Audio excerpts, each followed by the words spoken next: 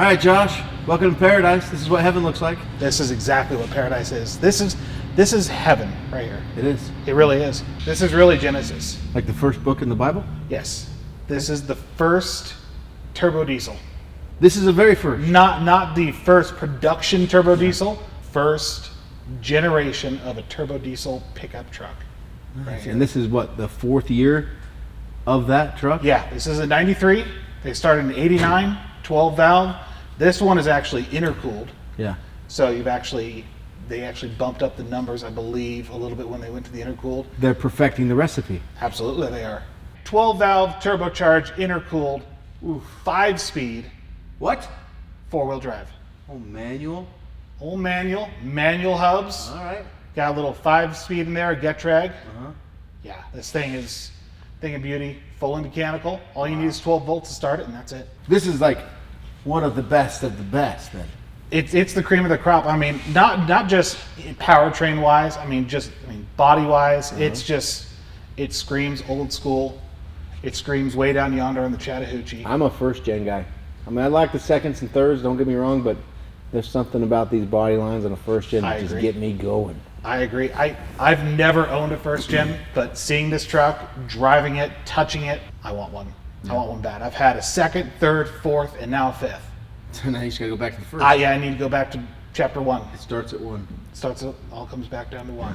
This is the ultimate truck. It is built to not only work, not just to pull a trailer or do all your farm work or do whatever chores you got, but you can load your family up, go to the movies, go to church, you'll commute back and forth to work all day, every day, and if anything ever does break under the hood, it's super simple to fix. It's all mechanical. All you need is a couple wrenches. Yeah. Seriously. Pop the hood on this thing. Okay. All right, here we go. Ready? 3, 2. Whoa! Yeah. Look at this.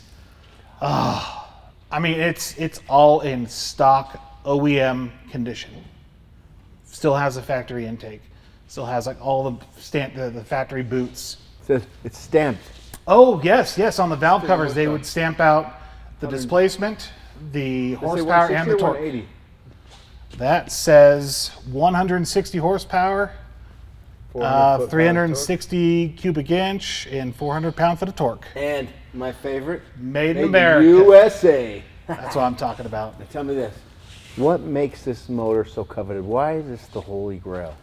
Fully mechanical, easy to work on. All you need is 12 volts to start it. You can disconnect the battery, throw it in the ocean if you want to. It's going to run. I mean, look how much space you have right here. You have room for days to work on this. You open the hood of a truck these days, and it's all electronics, and gadgets and covers, and 72,000 fuses and actuators and shindigs, rotary girders, and the flux capacitor. Exactly.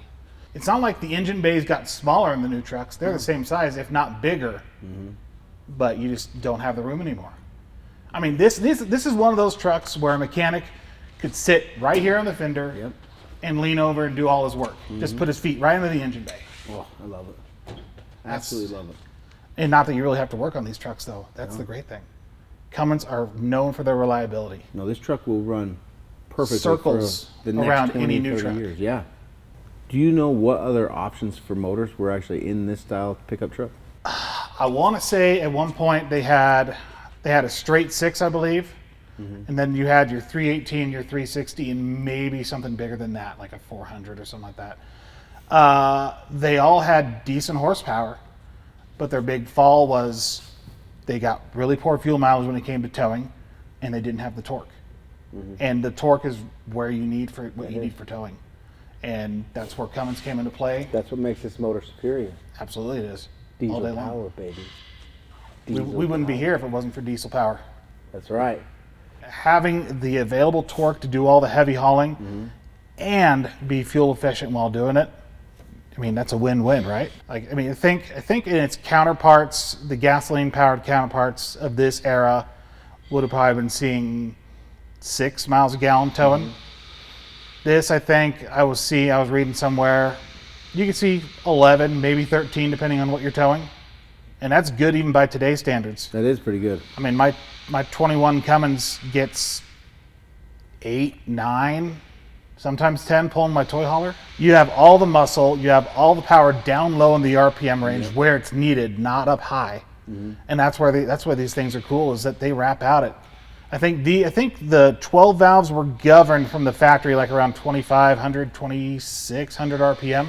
And that's all you needed, just that little morsel of power. And it just made all the torque, all that horsepower that you needed. Now granted, diesels have always, earlier diesels were definitely lower in the horsepower numbers for sure. But it was the advent of electronically controlled where they could really start souping them up. So like now you're seeing trucks, like my truck is 420 horsepower.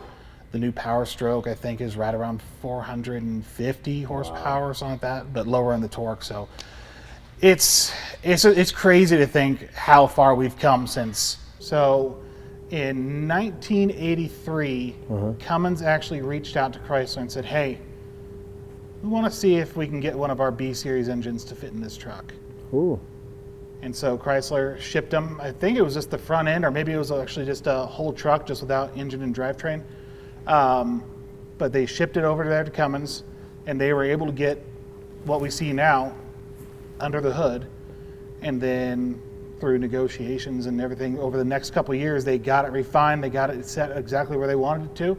And in 1989, the Dodge Ram with the Cummins turbo diesel was born. That's when Chrysler actually partnered with Cummins, right? Yes, and it's been a partnership all the way up until now. There's always been talk of, they're going to go with a case engine, they're going to go with a New Holland diesel or something like that. No, sir. That's not going away. Their customer base would drop. Yeah.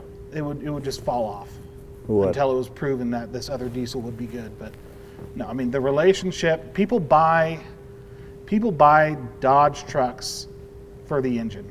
The engine that saved Chrysler. Really? Yes. Because they didn't have an engine. They didn't have an engine to compete. All they had was big block V8s. And then they come out with turbo on a diesel and just blow everybody's mind. And they showed them what the possibilities of what a diesel truck could be and could do. They're so easy to work on. Oh no, I lost an injector. Oh, okay, 20 minutes, done. Yep. Well, there you have it, America. You know just about everything there is to know about this 1993 Cummins 12 valve. All because of this man right here and his plethora of knowledge and that big, beautiful head of his. I'm just like a walking computer some days. Yes, you are. I don't know. The truck that started it all.